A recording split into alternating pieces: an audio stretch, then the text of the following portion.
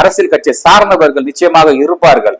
அவரை யாருன்னு கண்டுபிடிக்கணும். ஆக்சுவலா இப்ப சிபிசிஐடி கிட்ட இந்த கேஸ நீங்க ஒப்படைச்சிருக்கிறீங்க. அந்த சிபிசிஐடி என்ன பண்ணனா வெறும் இவங்களை மட்டும் அந்த கள்ளச்சாராயம் விற்றவங்களை மட்டும் பார்க்க கூடாது. அவருக்கு பக்கபலமாக இருந்து செயல்பட்டது யாரு, அவர்களுக்கு அந்த பணபலம் கொடுத்தது யாரு, அவர்களுக்கு அந்த அதிகாரம் கொடுத்தது யாரு, இவங்களெல்லாம் எடுக்கணும், களை எடுக்கணும்.